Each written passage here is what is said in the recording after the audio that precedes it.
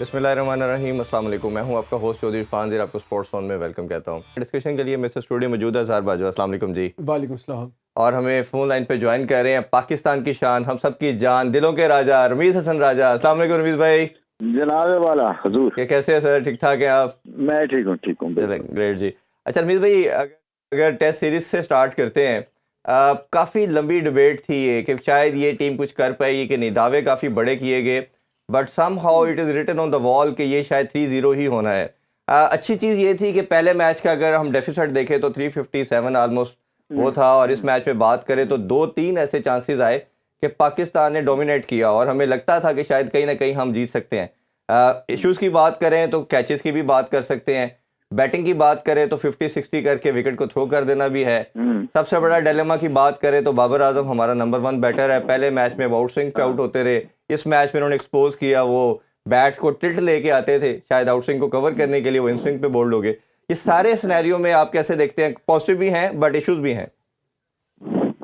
ये mental block है, मैं समझता हूँ। एक तो इसको पहले क्लियर करना है, क्योंकि ऑस्ट्रेलिया समहाउ हमारे हिसाबों पे सवारी करते हैं। वो एक तरह से जैसे कि हम गिव इन ही कर जाते हैं कि हम जीत नहीं सकते हैं। तो पहले तो ये फीलिंग जो है ना, इसको पहले ठीक होना है। और मैं ये सिर्फ इसलिए डिसअपॉइंटमेंट है कि अभी वहीं पे वर्ल्ड कप खेल के आए हैं ये। तो कंडीशंस को भी जानते थे, अच्छी पहले परफॉर्मेंस भी थी ऑस्ट्रेलिया में, बट वो जो एक झिझक मैं समझता था कि इतनी नहीं होनी चाहिए थी इस दफा, क्योंकि ये टैलेंट भी एक्सपोज हो जाता है ऑस्ट्रेलिया का। लीड्स में इनके साथ खेलते भी हैं एक दूसरे के साथ, पता भी है कि इनकी मेंटालिटी क्या है, उसको सामने रखते हुए अफसोस होता है और हाथ से जाने दिया ये जो लास्ट टेस्ट मैच था।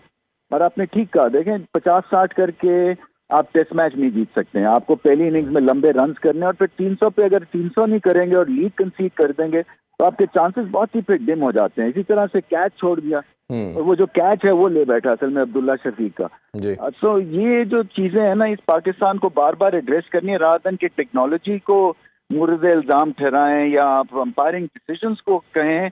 आप अपने अंदर खुद झांक के देखें कि कहाँ पे गलती हो रही है, और वो उसके टेक्निकल रीजंस आपको मिल जाएंगे। अच्छा, मैंने ये आगे जाके बात करनी थी, लेकिन अभी आपने जिक्र किया, बात कर लेते हैं। एक बड़ी लंबी डिबेट, काफ़ी एक्स क्रिकेटर का मानना ये है कि जो रिस्ट बैंड है वो ग्लव का पार्ट नहीं होता। कई दफ़ा बैटर जो है वो एक एडिशनल रिस्ट बैंड भी पहनता है। कुछ का मानना ये आउट था क्योंकि रिस्ट बैंड जो अटैच है वो ग्लव के साथ, आपने बड़ा क्लोजली देखा भी होगा। आपके ख्याल में क्या डिसीजन लगता है, ये आउट था रिजवान का या नहीं? ये आउट था जी, रिजवान आउट था, इसलिए कि वो उसके साथ ग्लव्स के साथ उसका एक पार्ट है, वो अलग से नहीं था रिस्ट बैंड। तो ये आपको आगे देखना है कि आगे चल के कि किस तरह से बाउंसी ट्रैक्स पे खास तौर पे अगर रिस्ट बैंड अलग से बांधे तो वो ज्यादा ठीक है। असल में ये जो रिस्ट की बोन होती है ना, इसको प्रोटेक्ट करने के लिए भी एक्स्ट्रा कुशन की जरूरत पड़ जाती है, क्योंकि वो जो है ना वो बड़ा डेलिकेट सी एक बोन है। और ऑस्ट्रेलिया में खास तौर पे क्योंकि ग्लव्स पे बहुत बॉल लगता है, तो शायद इसलिए एक्स्ट्रा प्रोटेक्शन के लिए भी वो रिस्ट पहन लेते हैं या रिस्ट बैंड ग्लव्स के साथ अटैच कर देते हैं। बट एनीवे, एक तरह से सबको लेसन है ये कि ये जो मार्जिन है ना, ये बड़े ही कम होते हैं जीत और हार में। और इस तरह की सिचुएशन में फिर लक भी आपके साथ नहीं है, क्योंकि आधा गेंद उनकी रिस्ट पे जरूर लगा है और आधा ग्लव्स पे लगा है, तो वो आउट था। अच्छा रमीज़ भाई, आप पैट कमिंस की परफॉर्मेंस को कैसे देखते हैं? उन्होंने 10 विकेट्स मैच में ली, दोनों इनिंग्स में 5-5 विकेट्स ली, फिर एज अ कैप्टन उन्होंने ऑस्ट्रेलिया को लीड किया, फिर एज अ पेस अटैक जो लीड करना है, पेस अटैक को उन्होंने किया। तो हमारे बॉलर्स को उनसे क्या सीखना चाहिए, और क्या उनको किस तरह एमुलेट कर सकते हैं कि ऑस्ट्रेलिया जैसे टूर्स में हमारे बॉलर्स भी कामयाबी हासिल कर सकें? देखें जी, वो ट्राई अगेन की एक मसल है ना, वो इन पे पूरी फिट उठ बैठती है, क्योंकि जब भी क्रिटिकल सिचुएशन होती है ऑस्ट्रेलिया को ये ब्रेक थ्रू दिलवाते हैं, और डर सा लगा रहता है कि ये इतनी टाइमली अपनी आप को बॉलिंग पे लेके आते हैं, ना ज्यादा अपने आप को अंडर यूज करते हैं ना ओवर यूज करते हैं। So as a fast bowling captain कई दफा आप ज्यादा अपने आप को इस्तेमाल कर जाते हैं। बट कमिंस से एक तो अपने आप की कप्तानी बहुत अच्छी करते हैं, अपनी बॉलिंग के ऊपर कप्तानी बेहतरीन करते हैं, और टफ सिचुएशंस में जब आपको विकेट की जरूरत होती है या आपको विकेट प्रोवाइड करते हैं, तो बड़े मोमेंट्स को ये जो है ना कैप्चर करते हैं, और इन्हीं की बदौलत ये मैच जीते, क्योंकि वो अड़ गया था मामला जी। और फिर ये जब आए हैं तो कप्तानी भी बहुत शानदार। हालांकि मैं समझता हूं कि एक आधी दफा एशेज में जब अटैक हुआ ऑस्ट्रेलिया पे, तो ये थोड़े से तितर बितर हो गए थे, मगर वही बात है कि हमने पूरी तरह से अटैक भी नहीं किया है और डिफेंस भी कमजोर था। बाबर आजम की बात की, उनका क्लियरली एक प्रॉब्लम है, क्योंकि क्रीज से वो खेल रहे हैं और हाफ हार्टेड सी फ्रंट फुट पे अटेम्प्ट कर रहे हैं गेंद को रोकने के लिए। जहाँ पे गेंद मूव करता है वहाँ पे आप पॉसिबिलिटीज दूसरे के हाथों में दे देते हैं, बट कमिंस लाजवाब कप्तान और लाजवाब बॉलर साबित। चंद्रवीर भाई, दो चीज़ें आपसे जानना चाहेंगे। पहले मैं अगर बॉलिंग की बात करें तो ऑफ लेट में अगर हमने जो लास्ट 3 सीरीज खेली ऑस्ट्रेलिया में, हम 20 नहीं आउट कर पाते थे और बड़े बड़े नाम भी आए, पर फिर भी ये नहीं कर पाए। इस बॉलिंग यूनिट ने एटलीस्ट ये किया। आल्दो की डिबेट हम कर रहे थे कि साजिद खान को एटलीस्ट ज़रूर होना चाहिए, क्योंकि अगर ऑस्ट्रेलियन हमारे से ज़्यादा अपनी कंडीशन को जानते हैं, वो एक स्पिनर के साथ जा रहे हैं तो हमें भी एटलीस्ट एक स्पिनर के साथ जाना चाहिए। बट एनीवेज हमारे बॉलर ने काम करके दिखाया, 20 आउट किए। जब बैटर की बात आई तो वो एक तो रिस्पॉन्स नहीं दे पाए जिस तरह चाहिए था। दूसरा ये कि जो टेल है हमारी, अगर हम सेकंड इनिंग्स की बात करें तो 10-10, 15-15 करने थे सब ने। आप ये देखें कि चारों सिफर पे रहे, और ये जो हमारी टेल एकदम इतनी वल्नरेबल हो जाती है, ये इतनी वीक नज़र आती है कि जो दुनिया के जितनी टीमें हैं वो कोई भी, अगर आप मेरा ख्याल है बांग्लादेश भी उठा लें तो उनकी भी टेल कुछ ना कुछ फाइट शो करती है। तो इस प्रॉब्लम को भी कैसे देखते हैं आप? देखिए, पाकिस्तान बैटिंग को एक ही प्रॉब्लम है ज्यादातर, और वो है बाउंसर के अगेंस्ट, चाहे वो टॉप ऑर्डर हो या टेल एंडर्स हो। तो बाउंसर को ठीक नहीं खेलेंगे तो Australia, south Africa, even New Zealand में आपके चांसेस बहुत कम हो जाते हैं। तो पहले तो ये प्रॉब्लम है। ये जो आप देखते हैं ना कि फुटवर्क फ्रंट फुट पे ज्यादा नहीं रहते हैं या गेंद की पिच तक नहीं पहुंचते हैं, उसकी वजह ही बहुत बड़ी ये है कि पिछले बॉल का, यानी कि बाउंसर लेंथ को वेट करते रहते हैं जी।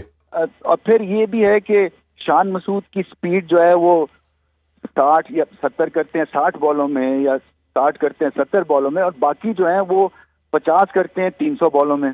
तो आपका जो आपने ट्रेंड सेट करना है ना, सेट होके और अटैकिंग मोड में जाना है, वो भी सही तरह से हैप हैजर्ड अंदाज से हो रहा है।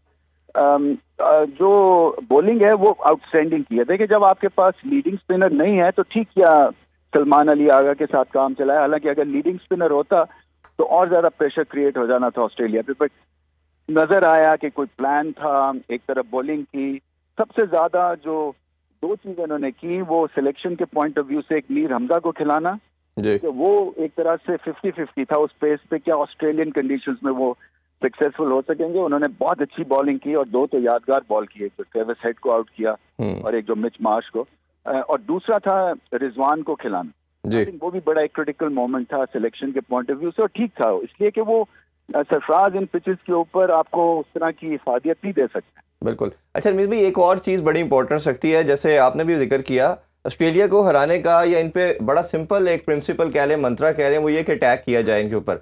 भारत एक ओनली सब कॉन्टिनेंट की टीम है जिसने आके इनको हराया इधर। आल्दो के वो साउथ अफ्रीका में कभी नहीं जीते, बट ऑस्ट्रेलिया में आके वो जरूर सक्सेसफुल रहते हैं। तो अब हमारा जो, अगर मैं पूरा स्क्वाड देखता हूँ तो मुझे सिर्फ एक साइम अयूब ऐसा लड़का नजर आता था, जिसको अभी तो खैर अनाउंस कर दिया उन्होंने कि 3rd मैच में वो खेल रहा है माम की जगह पे।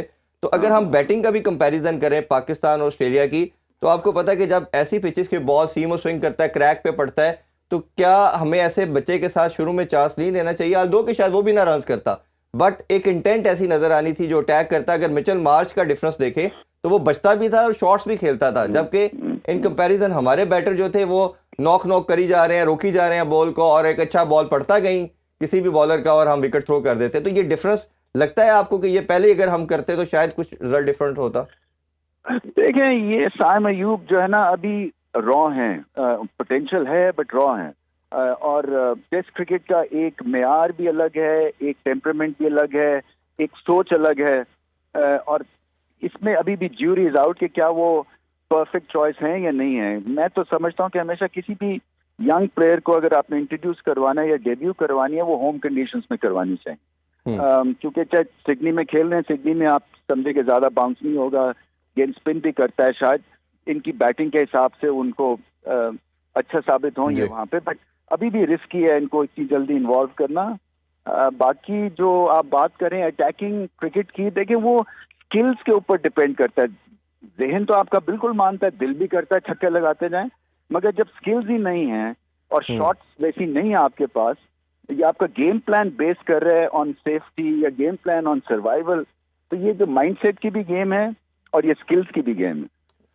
रमीज़ भाई, ये हिस्टोरिकली हमारे पास, पाकिस्तान के पास स्पिनर्स अच्छे थे, सईद अजमल था, या सकलैन मुश्ताक था, मुश्ताक अहमद था, तो हमारे पास जो स्पिनिंग और स्लो विकेट्स होती थी, जो भी टीम बाहर से आती थी तो हमें एक कंपैरेटिव एडवांटेज होता था जो इंग्लैंड ऑस्ट्रेलिया से आते। अब जब हमारे पास ऐसे स्पिनर्स नहीं आ रहे, तो आपका नहीं ख्याल हमें डोमेस्टिक में भी पिचेस को चेंज करना चाहिए, तेज़ पिचेस बनानी चाहिए, ताकि एटलीस्ट हमारे जो बैट्समैन है, जिस तरह की पिचेस पूरी दुनिया में जहाँ पे खेले जाते हैं मैचेस, उस तरह की पिचेस हमारे पास भी, और हमारे पास डोमेस्टिक में भी ऐसे प्लेयर्स प्रोड्यूस हों जो उन पिचेस पे कंपेटिटिव क्रिकेट खेल सकें।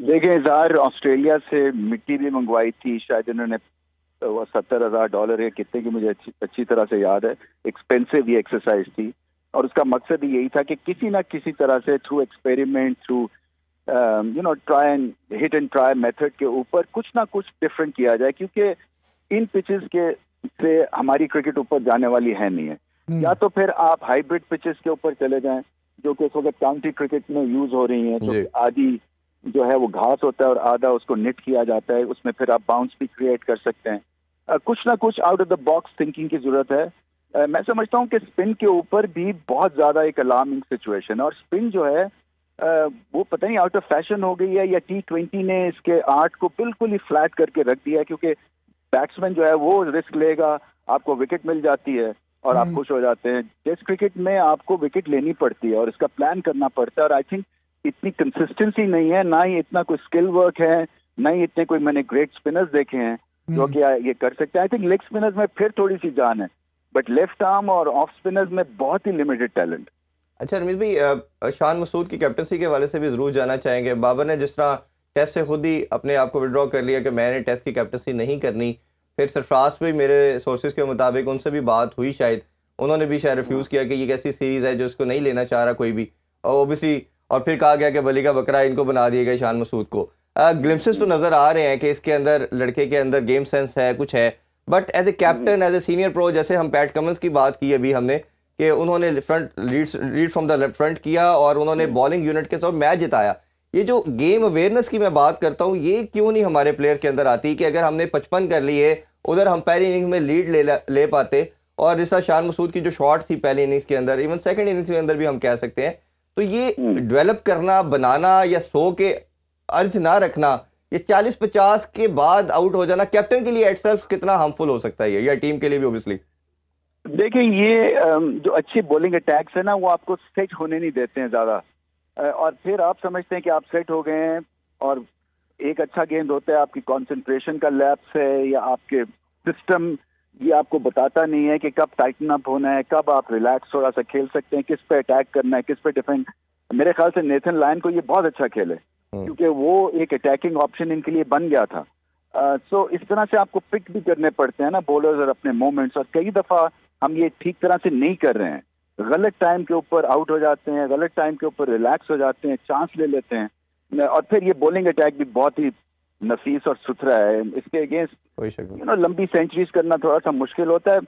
शान मसूद देखें, उनकी जो सिलेक्शन जो उन्होंने की है वो मुझे पसंद इसलिए आ रही है कि जल्दी जल्दी से वो जाते हैं, और जिसको कहते हैं ना हॉर्सेस फॉर कोर्सेज, उसके बेस के ऊपर इन्होंने अच्छे स्ट्रॉन्ग डिसीजन लिए, जैसे रिजवान को खिलाना, जैसे मीर हमजा का टैलेंट परखना और फिर उनको चांस देना। तो ये अच्छी चीजें। अब जैसे साइम अयूब को खिलाने की सोच रहे हैं, चले कोशिश तो कर रहे हैं ना, तो इस लिहाज से आई थिंक इनकी जो डिसीजन मेकिंग है वो ठीक बैठ रही है क्रिकेट पॉइंट ऑफ व्यू से। हाँ, वो टेक्निकली फेजेस में अच्छा गए हैं, और वो उतना ही बड़ा कप्तान होता है जितनी बड़ी उसकी टीम है। सो टीम को खड़े होना है ना, ये नहीं हो सकते कि आप 40 करके आउट हो जाएं या 50 करके आउट हो जाएं, और वो आप 300 पहली इनिंग्स में अगर आप नहीं कर सकते हैं, आप कभी भी टेस्ट मैच नहीं जीत सकते। ऐसे ही। अच्छा, शाहीन अफरीदी को पहले दोनों इनिंग्स में 27 ओवर्स दिए शान ने, और अभी बड़ी इस बारे में क्वेश्चन मार्क किए जा रहे हैं कि जी उनके वर्कलोड को मैनेज करना चाहिए, उनकी फिटनेस एट पार नहीं है। तो इस हवाले से आपकी सर क्या राय है?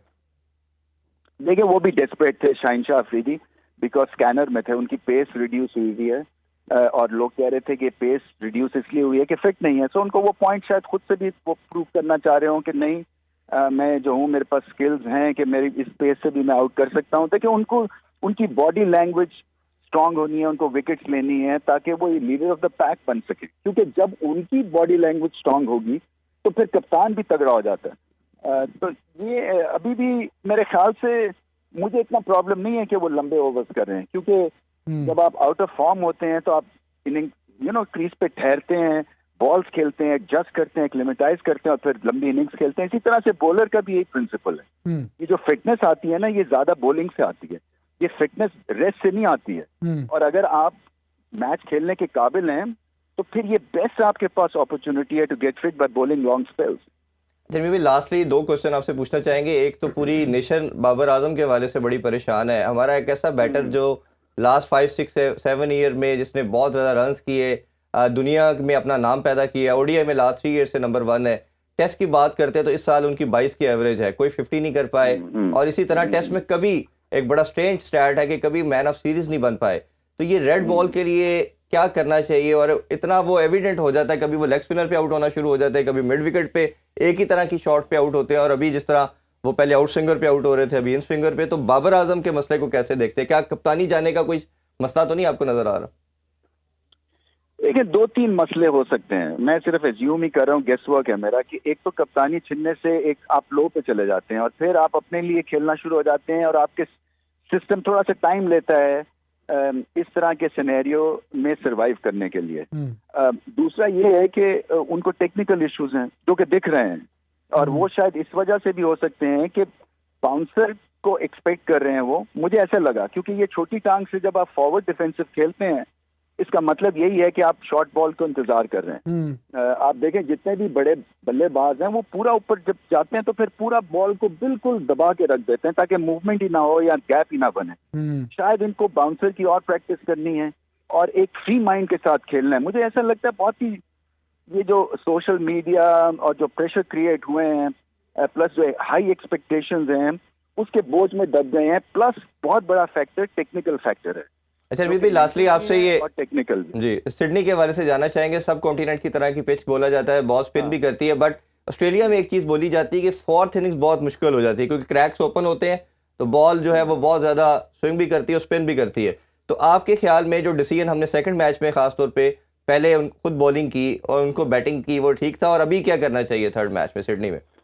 देखिए ये सिडनी की पिच जो है ये ज्यादा बाउंस तो नहीं करती है। जो मैं जितना खेला हूँ वहाँ पे, वो आपकी एक दफा आप सेट हो जाए तो फिर आप लंबा स्कोर करते हैं। तो ये एक आपको एडवांटेज जरूर होगा कि लो बाउंस है, स्पिन जो है वो अनलेस आप शेन वॉर्न है आपको इतना तंग नहीं करती है। ठीक है, नेथन लायन है, डेंजरस हैं, तो पाकिस्तान को अब ये देखना है कि क्या एक स्पिनर के साथ जाएं या यही कॉम्बिनेशन के साथ जाएं, और स्पिनर खिलाएं तो उसका कितना फायदा है, और फिर टेल अगर लंबी हो जाती है तो उसका कितना नुकसान होगा। बिल्कुल उस मामले उनको एड्रेस करने हैं। बिल्कुल ठीक है, बहुत बहुत शुक्रिया रमीज भाई आपके टाइम का। इंशाल्लाह आपको जहमत देते हैं। अभी एक छोटा सा ब्रेक लेते हैं जी, ब्रेक से वापस आके मजीद डिस्कशन करते हैं। Stay with us.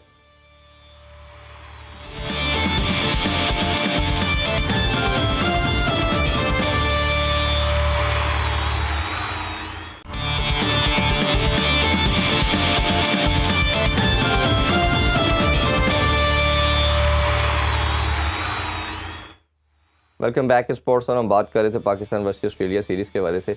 अजहर भाई, एक डिसीजन जो हमने भी बहुत बात की और काफ़ी इस पे मैं तो ख़ास तौर पे पर्टिकुलरली बड़ा प्रोसेस करता था कि आप कन्वेंशनल क्रिकेट खेल के ऑस्ट्रेलिया से नहीं जीत सकते। आपने अटैक करना है, और अटैक करने के लिए आपको पिक एंड चूज़ भी ऐसे प्लेयर को करना है जो अग्रेसिव आए, और उसकी प्राइम एग्जाम्पल साइम अयूब थी। अब जैसे डिसाइड कर लिया गया थर्ड मैच में, और साइम अयूब होंगे और मामूल हक हाल दो कि 40-50 बॉलें खेल के कभी 10 कर रहे हैं, कभी 3 कर रहे हैं, और वो रन्स जब नहीं करेंगे आप तो ऑब्वियसली जब वो एज ए टीम वो भी सोचते हैं कि ये प्लेयर हमें हार्म नहीं कर रहा, तो उनको डेंट तो पड़ता नहीं था। तो ये डिसीजन को कैसे देख रहे हैं? देखिए मेरे ख्याल में थोड़ा सा अनफेयर है, क्योंकि इमामुल हक ने जो पहला टेस्ट है उसमें वो टॉप स्कोरर थे पहली इनिंग्स में, और ऑफ लेट जो उनकी फॉर्म है वो भी अच्छी रही है पाकिस्तान के लिए रेड बॉल क्रिकेट में। तो उन्हें अगर एक मैच की बेसिस पे अगर आप ड्रॉप कर रहे हैं तो शायद थोड़ा उनके लिए अनफेयर है। लेकिन दूसरा जो इसका पहलू है जो मुझे लग रहा है which has been the reason behind this change, वो शायद जो टीम अपना जो मोमेंटम है या जो एक स्टाइल ऑफ प्ले है उसको चेंज करना चाह रहे हैं। वो जिस तरह शान मसूद है, वो जितनी भी उनकी इनिंग्स, चाहे उन्होंने थोड़ा स्कोर किया चाहे ज़्यादा स्कोर किया, लेकिन उनकी इनिंग्स में इंटेंट नज़र आ रही है। तो शायद जो टीम का एक इंटेंट है, जो उनका माइंडसेट है या जो अप्रोच है, उसको चेंज करना चाह रही है पाकिस्तान टीम या जो उनकी टीम मैनेजमेंट है। तो इस हवाले से साइम अयूब के लिए बहुत अच्छी अपॉर्चुनिटी है। और हम बार बार बात कर रहे थे, अगर आप उनको लेके जा रहे हैं, स्क्वाड का हिस्सा बना रहे हैं, तो उन्हें कहीं ना कहीं मौका भी देना चाहिए। और इनको भी, साइम अयूब को भी चाहिए बीइंग अ यंगस्टर, इस अपॉर्चुनिटी को विद बोथ हैंड्स ग्रैब करें और इसको just take this in his stride और ज़्यादा प्रेशर ना लें और कोशिश करें कि इस इनिंग्स में जब उन्हें मौका मिले टीम में अपनी जगह पक्की करें। बिल्कुल। अच्छा, दूसरी एक साजिद खान की भी बहुत बात हो रही है। आपने जब अब्रार की इंजरी आई, नुमान की इंजरी आई, तो आपने एमरजेंसी बेसिस पे ट्रैवल करवाया उनको, और आपने कहा कि जी ये पहला मैच भी शायद खेलेगा, जितना एमरजेंसी में ट्रैवल हुआ और वो लैंड किया उन्होंने, बट पहले मैच में भी नहीं चांस मिला। वो चले पर्थ की विकेट थी। अब मेरा मानना ये है कि ऑस्ट्रेलियन हमसे बहुत बेहतर जानते हैं इन कंडीशन को। अगर वो ऑफ स्पिनर के साथ स्ट्रिक कर रहे हैं, इसका मतलब है कि स्पिनर को कहीं ना कहीं मदद मिलती है, और हमने देखा कि नेथन लायन ने पहले मैच में भी आउट किए, दूसरे में भी आउट किए। और अगर लेट्स सपोज आपको लगता था कि स्पिनर की इस पिच पे कोई जगह नहीं बनती, तो फिर सलमान अली आगा से इतने ज़्यादा ओवर क्यों करवाया आपने? देखिए, इसमें बॉलिंग लाइनअप का बैलेंस बड़ा मैटर करता है। अगर हम ऑस्ट्रेलिया का बॉलिंग लाइनअप देखें तो उनके पास 3 मेन फास्ट बॉलर्स हैं, जिसमें कमिंस है, हेजलवुड है और स्टार्क है। फिर नेथन लाइन उनके पास चौथे जो बॉलर स्पिनर है। साथ ही साथ उनके पास मिच मार्श भी हैं, जो कि बड़े इम्पैक्ट किस्म के एज अ बैट्समैन भी इम्पैक्ट प्लेयर हैं और एज अ बॉलर भी इम्पैक्ट प्लेयर है, और आके वो क्रूशल विकेट्स लेते हैं, जिसने उन्होंने पहले टेस्ट में बाबर को आउट किया। तो उनका भी अगर बॉलिंग लाइनअप का बैलेंस देखें, उनके पास 4 पेस बॉलर्स हैं, 1 स्पिनर है। अब डेफिनेटली हर टीम की रिसोर्सेज एक तरह की नहीं होती। पाकिस्तान के पास जो रिसोर्सेज हैं, हमने ख़ास तौर पे जो दूसरा टेस्ट है उसमें देखा कि उन्होंने 4 फास्ट बॉलर्स थे और 1 स्पिनर थे, सलमान अली आगा, जो कि वो भी ऑलराउंडर थे। 4 जो हमारे पास फास्ट बॉलर थे, जिसमें हसन अली थे, मीर हमजा थे, शाहीन थे और आमिर जमाल थे। तो जो सेकंड टेस्ट में पाकिस्तान की बॉलिंग परफॉर्मेंस वो कदरे बेहतर रही है। हमने 20 विकेट्स ली उनकी, जो कि बहुत बड़ी अचीवमेंट है ऑस्ट्रेलिया की। उनके होम में जाके 20 विकेट्स लेना हिस्टोरिकली तो हमारे लिए उनकी 20 विकेट्स लेना ही बहुत बड़ा मुश्किल टास्क रहा है। और नॉर्मली इनिंग्स में ये भी आप देखें कि दोनों इनिंग्स में ऑस्ट्रेलिया को हमने कोई बहुत बड़ा जायंटिक किस्म का स्कोर नहीं, टारगेट नहीं रखने दिया। 300 ऑड पे एक इनिंग्स में 320 ऑड पे ऑल आउट कर दिया, दूसरी इनिंग्स में 260 के लगभग ऑल आउट कर लिया। तो ये हमारे बॉलिंग लाइनअप की बहुत बड़ी अचीवमेंट है और बहुत इट्स अ मैसिव इंप्रूवमेंट अगर आप पहले टेस्ट से कंपेयर करें। तो मेरे ख्याल में जो आपका एक बॉलिंग लाइनअप में कोई रिदम फाइंड कर रहा है और कंसिस्टेंसी फॉर्म फाइंड कर रहा है, तो अभी मैं तो नहीं रिकमेंड करूंगा कि चेंजेस करनी चाहिए आखिरी टेस्ट के लिए। अच्छा, दूसरी ये चीज़ है कि जैसे मीर हमजा ने पाकिस्तान में जब खेला या उससे पहले डेब्यू किया था इन्होंने यूई के अंदर, तो एक बड़े एवरेज बॉलर नज़र आए, और जैसे कंडीशन इनको सूट की, इन्होंने काफ़ी ज़बरदस्त किस्म की सीम और स्विंग अपनी स्किल को दिखाया। इनकी कंपैरिजन में अगर हम हसन अली को देखते हैं या फ़हीम अशरफ को देखते हैं, जो कि पिछले 7-8 साल से सर्किट में और इंटरनेशनल क्रिकेट भी बहुत खेल चुके हैं, बड़ा वास्ट एक्सपीरियंस है, इनकी बॉलिंग देखें तो काफ़ी डिफरेंस नज़र आया। और एक अच्छी चीज़ भी है कि शाहीन शाह अफरीदी का हमें मोमेंटम भी नज़र आ रहा है इस टेस्ट मैच में, खासतौर पे वो बॉल को ज़ोर भी लगा रहे हैं, पेस भी कुछ इम्प्रूव 5-6 नॉच इनका किया, और कंपैरिजन में हसन अली का ड्रॉप किया। तो ये हसन अली और फ़हीम अशरफ को कैसे रेट करते हैं? क्या ये इनकी क्रिकेट में कोई डिप आ चुका है आफ्टर इंजरी? खासतौर पे हसन अली के वाले से मैं पूछ रहा हूँ, और ये इनको कुछ एक्स्ट्रा ऑर्डिनरी करना पड़ेगा दोबारा कमबैक के लिए? देखिए, हसन अली और फ़हीम को क्लब नहीं आप कर सकते। मेरे ख्याल में अगर आप टेस्ट क्रिकेट में और फर्स्ट क्लास क्रिकेट में दोनों का कंपैरिजन करें, तो Hasan Ali has been a far better bowler than Fahim Ashraf. Fahim Ashraf एक बॉलिंग ऑलराउंडर है और उनकी फर्स्ट क्लास और टेस्ट की बॉलिंग फॉर्म या बॉलिंग परफॉर्मेंस इतनी अच्छी नहीं रही। हसन अली की उनसे बेहतर है अगर आप उनके इवन रिकॉर्ड चेक करें।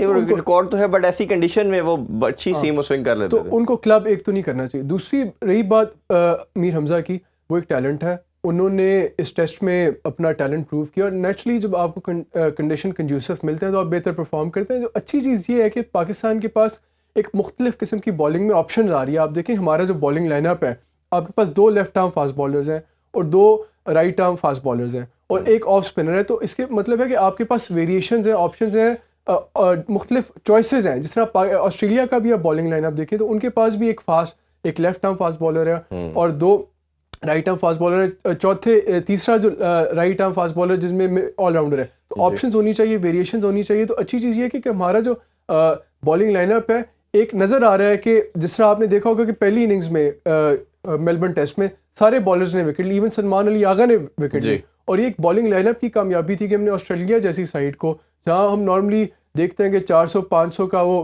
पहली इनिंग्स में बहुत ही ह्यूज किस्म का जायजेंटिक किस्म का स्कोर बोर्ड पर टारगेट पुट कर सकते हैं, उन्होंने हमने एक मुनासिब टारगेट पर रिस्ट्रिक्ट किया। और आपको मेरे ख्याल में इस बॉलिंग लाइनअप से स्ट्रिक्ट करना चाहिए और ज़्यादा चेंजेस नहीं करनी चाहिए। अगर कोई गलती अगर ज़रूरत नहीं तो क्यों हमने ऐसी कोई चेंजेस करनी? बिल्कुल। अच्छा, 2 बैटर के हवाले से भी बात कर लेते हैं। एक सलमान अली आगा और दूसरा सऊद शकील। ये मैन ऑफ सीरीज़ थे सलमान अली आगा श्रीलंका के अगेंस्ट, और वो मैन ऑफ द मैच भी रहे, हाईएस्ट रन्स बनाए इन्होंने। अब जैसे ही कंडीशन चेंज हुई, आप बाउंसी ट्रैक पे आए, जिस तरह रमीज़ भाई भी बात कर रहे थे कि आप बाउंसी पिचेस के ऊपर प्रॉब्लम है, शायद ये लड़के सारे के सारे अपने सब कॉन्टिनेंट या पाकिस्तानी कंडीशन पे लो बाउंस पे फ्रंट फुट पे खेलते हैं, जब इनको बैक फुट पे आगे खेलना पड़ता तो ये शायद वो नहीं एडजस्ट कर पाते। बट कंपैरिजन में भारत की मैंने मिसाल दी कि वो he is the only side, that is the only side जिसने पहले आके ऑस्ट्रेलिया को हराया भी है, लास्ट सीरीज़ जीते भी हैं, उससे पहले ड्रॉ भी करके गए। तो ये एक तरह की कंडीशन होने के बाद ये क्या माइंडसेट है कि स्किल लेवल का इतना डिफरेंस है कि वो आके सक्सेसफुल हो जाते हैं और हमारे बैटर जो है वो ऐसी कंडीशन में आके इवन नंबर 1 बैटर जो है बाबर भी स्ट्रगल कर रहा है। देखिए, आपका क्वेश्चन बड़ा वैलिड है और बड़ा जेन्युइन है, लेकिन हमें कहीं ना कहीं इन खिलाड़ियों को मार्जिन देना चाहिए, ख़ास तौर पे सऊद शकील और सलमान अली आगा को, क्योंकि इनकी ये पहली सीरीज़ है सब कॉन्टिनेंट से बाहर और नेचुरली एक एलियन कंडीशंस है यहाँ पे, उनका पहले कोई इतना प्रायर एक्सपीरियंस नहीं है, तो उन्हें कोई ना कहीं थोड़ा बहुत टाइम तो लगेगा एडजस्ट होने में। सलमान अली आगा ने ग्लिम्पसेस दिखाए हैं और एक इंटेंटफुल बैटिंग उन्होंने की है। आखिरी इनिंग्स में भी आप देख लें, जो आखिरी मैच था जब सलमान अली आगा और रिजवान की पार्टनरशिप बनी थी, 6 विकेट पार्टनरशिप, तब कहीं ना कहीं ऑस्ट्रेलिया भी थोड़े बहुत ट्रबल में आ रहे थे, सिर्फ 98 रह गए और 5 विकेट्स थी। तो इन्हें हमें मज़ीद टाइम देना चाहिए। इन लोगों में, इनके पास टेक्निक है, टेम्परामेंट है और ये टीम के अंदर कंट्रीब्यूट करते हैं टीम के लिए, तो I think they will come good अगर आप उन्हें टाइम देंगे तो। अच्छा, इसमें अब जैसे भारत की हमने बात की तो भारत ऑस्ट्रेलिया में आके हमेशा सक्सेसफुल रहती है, but they never won the series in south Africa. और अभी भी इसकी पहले टेस्ट मैच के अंदर ओडीआई में तो चलो अच्छा परफॉर्म किया, बट टेस्ट सीरीज़ की बात करें तो बड़ा उनके लिए एक हार्मफुल किस्म की ये डिफीट थी और एक इनिंग्स और 32 रन से हारे। और सारे बिग गन्स जो थी, कोहली वापस आ चुके थे, रोहित शर्मा वापस आ चुके थे, बट बैटिंग की बात करें तो पहली इनिंग्स में 245 किया उन्होंने, 408 किया, फिर 131 पे पूरी जो टीम है वो कोलैप्स कर गई।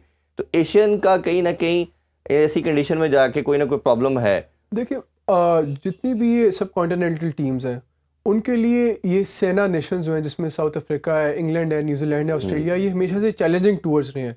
लेकिन कहीं ना कहीं with the passage of time New Zealand और इंग्लैंड ऐसे टूर्स हैं जहाँ पे सब कॉन्टिनेंट की टीम्स हैं, चाहे पाकिस्तान है चाहे इंडिया है, एक कंपेटिटिव परफॉर्मेंस देती है। लेकिन ऑस्ट्रेलिया और साउथ अफ्रीका, ऑस्ट्रेलिया पाकिस्तान के लिए और साउथ अफ्रीका इंडिया के लिए, ये एक किस्म का बहुत बड़ी अकेली सील है और सबसे चैलेंजिंग टूर्नामेंट जो होता है इन दोनों टीम्स के लिए यही है। इंडिया के लिए साउथ अफ्रीका का जो टूर होता है और पाकिस्तान के लिए ऑस्ट्रेलिया, पाकिस्तान के लिए साउथ अफ्रीका का भी बहुत चैलेंजिंग होता है। और वही इशू मेरे ख्याल में ये है कि जो फास्ट पिचेस होती हैं, बाउंसी पिचेस होती हैं, उनको जो हमारे सब कॉन्टिनेंट के प्लेयर हैं फ्रंट फुट पे प्लेयर खेलने के आदी होती हैं, शॉर्ट पिच को शायद इतना अच्छा नहीं खेलते, बाउंसर को इतना अच्छा नहीं खेलते। तो इस हवाले से हमारी जो टीम मैनेजमेंट है सब कॉन्टिनेंट टीम्स की, उन्हें एक तो शायद टीम सिलेक्शन चेंज करनी चाहिए। जिस तरह आपने देखा होगा कि सेकंड टेस्ट में जब रिजवान को खिलाया गया, हालांकि रिजवान इस टाइम अगर रेड बॉल क्रिकेट में फॉर्म में देखें तो सरफराज की बहुत बेहतर फॉर्म जारी है। उन्होंने रीसेंट टूर्स में ज़्यादा अच्छा परफॉर्म किया और बड़ी धड़ल्ले से उन्होंने अपनी टीम में जगह पक्की किया।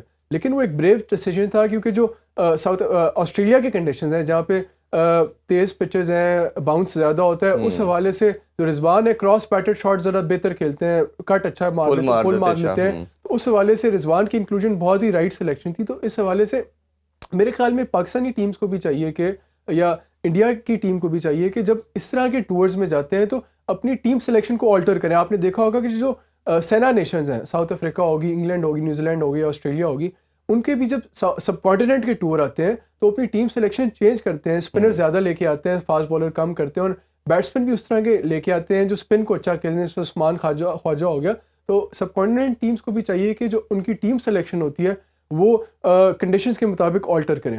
अब दूसरा ये कि वो तो हमारे आगे हमारे घर में हरा के चले जाते हैं। इंग्लैंड ने वाइट वॉश किया, हमें 3-0 किया, ऑस्ट्रेलिया 1-0 करके टेस्ट सीरीज जीत के गया। तो बट ये हमारे लिए लम्हा फिक्री है कि हम उनकी अपनी होम कंडीशन को, इवन बांग्लादेश अपनी होम कंडीशन में नहीं हारता, वो बड़ा अच्छा परफॉर्म करता, अपनी मर्जी की पिचेस बनाता, भारत नहीं हारता।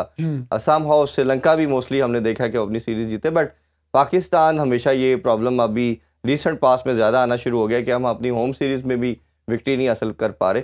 अच्छा, ये अगर थोड़ी सी बात करें न्यूजीलैंड और उसकी भी जो बांग्लादेश की सीरीज़ है, उनका भी हमने देखा कि वो ओडीआई में अच्छा परफॉर्म किया बांग्लादेश ने। अभी जो ये सीरीज़ है उसमें भी 1-1 से बराबर है, एक मैच में रिजल्ट नहीं आया। तो ये जो न्यूजीलैंड जाके बांग्लादेश ने एक फ़ाइट शो की है कि सीरीज की इक्वल करना, आल दो कि न्यूजीलैंड के जो काफ़ी प्लेयर थे, जो सीनियर थे, वो रेस्टेड थे, यंग टीम थी, बट फिर भी एक बहुत बड़ी अचीवमेंट समझते हैं आपके उन्होंने आके ड्रॉ की। आप दुरुस्त कह रहे हैं। इससे पहले मैं थोड़ा सा, जो आपने पहले बात की कि जो हमारी होम पे डोमिनेंस है वो नज़र नहीं आ रही है। आपका बड़ा वैलिड पॉइंट है, जब से ख़ास तौर पे अबू धाबी या यूएई से पाकिस्तान में सीरीज़ होना शुरू हुई हैं, जिस तरह हम एंटिसिपेट कर रहे थे कि पाकिस्तान में क्रिकेट टेस्ट क्रिकेट वापस आ गई है और हम अपने होम में टेस्ट क्रिकेट खेलेंगे, चाहे रावलपिंडी है, लाहौर है, कराची है।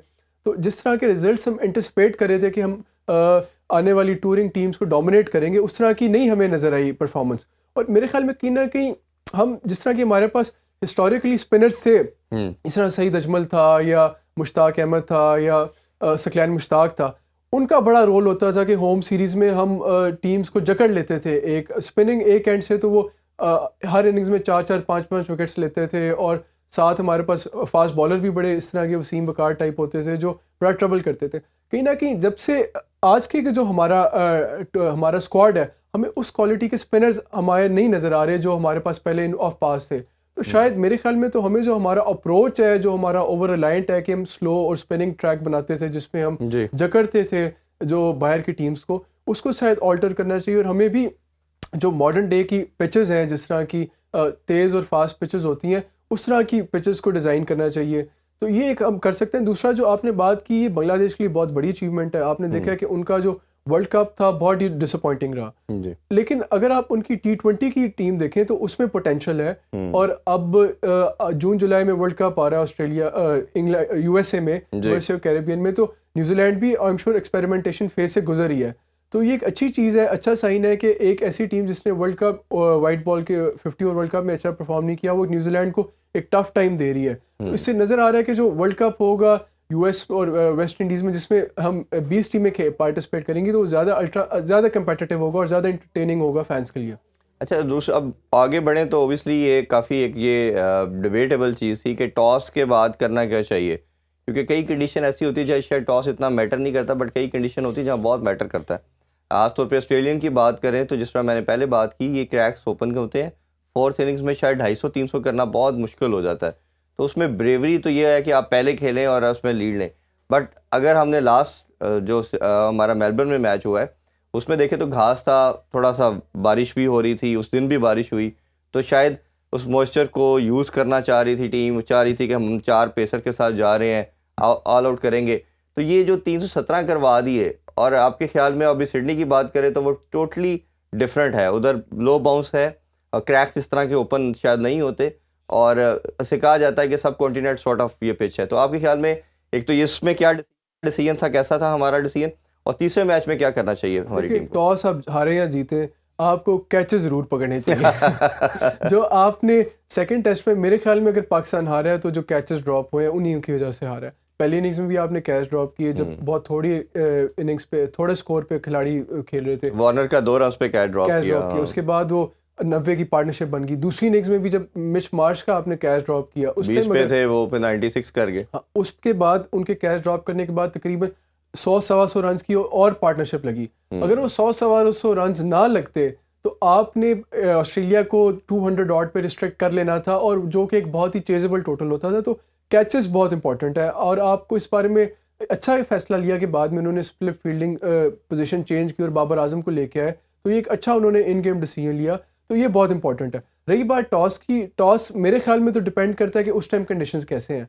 अगर इस तरह की कंडीशंस हुए कि घास ज़्यादा हुई या ओवरकास्ट कंडीशंस हो, तो आपको अपने बॉलर्स को ज़रूर चांस देना चाहिए और कोशिश करनी चाहिए कि अर्ली इनरोड लेके ऑस्ट्रेलिया पे प्रेशर डालें। अगर ऐसे कंडीशंस हुए जहाँ बैटिंग फ्रेंडली है, तब आपको कोशिश करनी चाहिए कि टॉस जीत के ब्रेव फैसला करें और साइम अयूब और अब्दुल्ला शफीक एक एग्रेसिव किस्म का स्टार्ट दें, और जो टॉप 3 हैं शान मसूद एक एग्रेसिव किस्म का स्टार्ट दें ताकि ऑस्ट्रेलिया को अंडर प्रेशर पुट कर सकें। अच्छा, पाकिस्तानी अगर आप फील्डिंग की बात करते हो तो स्लिप फील्डिंग एक सबसे यूनिक और सबसे मुश्किल पोजीशन मानी जाती है, और हमने देखा कि मैं रिसेंट पास को अगर रिकॉल करता हूँ तो सबसे ज़्यादा हमें जो नज़र आ रहा था वो इमरान भट्ट मुझे एक ऐसे ओपनर नज़र आए जिनकी स्लिप कैचिंग दुनिया की शायद one of the best catching थी, और वो शायद उन्होंने जो 7-7 साल अपनी टीम में जगह समिट भी की, वो इसी वजह से की कि वो कैचिंग इतनी आउटस्टैंडिंग करते थे कि हर मैच में 3-4 कैचेज़, और इतने मुश्किल कैचेज़ लेते थे जो शायद पाकिस्तान में किसी ने नहीं लिए। तो स्लिप कैचिंग के लिए एक मेथडोलॉजी होती है। आप एक लड़का क्लब लेवल से फिर आता है, फर्स्ट क्लास खेलता है, और फिर ओबियसली उस पर करता आता है। अब अगर अब्दुल्ला शफीक इतना एविडेंट था कि वो स्लिप में फील्डिंग नहीं कर सकता, और अगर बाबर की बात करें या हम उसकी बात करें, सलमान लिया की बात करें, तो ये बाद में रिप्लेसमेंट के तौर पे करते रहे, तो डोंट यू थिंक सो कि ये मैनेजमेंट की लैकनेस थी या उस लड़के को भी खुद इतनी अवेयरनेस होनी चाहिए थी कि मैं बाकी जगहों पे तो चलें फिर एक रीज़नेबल फील्डर हूँ, स्लिप मेरी फील्ड नहीं है, या मैं पास में इस तरह की फील्डिंग नहीं करता रहा स्लिप के अंदर और मुझे ये जगह नहीं देनी चाहिए। किसका ब्लंडर ये समझते हैं? देखिए, ये आप दुरुस्त कह रहे हैं कि एक बहुत ही बड़ा मैसिव एरर है जो शायद हमारा दूसरा टेस्ट हारने का एक वजह जी। बने। इस हवाले से जो स्लिप फील्डिंग है या स्लिप पोजीशनिंग है, ये पूरी एक साइंस है। आपने स्लिप कॉर्डन किस तरह खड़ा करना है और विकेट कीपर का विकेट से कितना डिस्टेंस होना चाहिए, उसके बाद फर्स्ट स्लिप कितनी दूर होनी चाहिए, क्या वो कितनी पीछे होनी चाहिए, फिर उसके बाद सेकंड स्लिप है वो थोड़ी सी आगे होती है फर्स्ट स्लिप से, जी। फिर आहिस्ता आहिस्ता जो स्लिप्स हैं और करीब आती जाती हैं। वो एक पूरा एक साइंस होती है। तो उस हवाले से जो कंडीशंस हैं वो भी मैटर करते हैं। जो स्लो पिचेस होती हैं वहाँ पे विकेट कीपर थोड़ा विकेट्स के ज़्यादा करीब होते हैं, जो तेज़ पिचेस होती हैं वहाँ पे विकेट कीपर पीछे होते हैं और स्लिप भी उसके मुताबिक ही कॉर्नर होती है। तो स्लिप फील्डिंग सिर्फ और सिर्फ स्लिप फील्डर्स पे रिलायंट नहीं होती, उसमें विकेट कीपर का भी बड़ा रोल होता है, वो कैसे स्लिप कॉर्डन को एडजस्ट करते हैं। तो अगर आप सिर्फ और सिर्फ अब्दुल्ला शफीक पे ब्लेम करें तो वो भी थोड़ा अनफेयर होगा। और अगर उनका पहले रिकॉर्ड देखें तो इस तरह के एरर्स उनकी तरफ से नहीं हुए, और कहीं ना कहीं जब आप इस तरह का एक आपसे ड्रॉप हो जाता है वो आपके बैक ऑफ द हेड आपको ट्रबल करता रहता है। तो पहली इनिंग्स में जब उनका पहले टेस्ट में उन्होंने जो एक मुश्किल चांस था जो पीछे जाके कैच करना था वो उनसे नहीं कर सके, उसका जो एक रोल ऑन इफेक्ट है शायद मुझे नज़र आया अगले 2 मैचेस में। तो मेरा लेकिन जिस तरह आपने नज़र आया कि शान मसूद की कैप्टनसी काफ़ी प्रोएक्टिव है, जहाँ कोई वो एरर नज़र आता है उसको वो फौरी रेक्टिफाई करें, तो ये अच्छी चीज़ है कि हमें मुस्तकबिल में ये एरर्स हमें नहीं नज़र आएंगे। बिल्कुल ठीक है, इस पे हम आगे भी नेक्स्ट वीक भी डिस्कशन करेंगे और इस दुआ और उम्मीद के साथ कि पाकिस्तानी टीम थर्ड मैच में कुछ अच्छा एक्स्ट्राऑर्डिनरी करे और जितनी भी गलतियां हैं इससे कुछ सीखे, अपने लूप होल मिस्टेक से ओवरकम करे और पाकिस्तान को विक्ट्री दिलवाए, क्योंकि 29 साल आलमोस्ट गुजर चुके हैं पाकिस्तान ने ऑस्ट्रेलिया की जो सरजमीन है उस पर विक्ट्री हासिल नहीं की और नया साल भी आ रहा है और नए साल के साथ ही कोई खुशी हमें मिल जाए तो मेरा ख्याल है मज़ा दुबाला हो जाएगा। आप सबसे इजाज़त चाहते हैं जी, इंशाल्लाह आप सबसे मुलाकात होगी नेक्स्ट वीक। अपना ख्याल रखिए, अल्लाह हाफिज़, पाकिस्तान जिंदाबाद।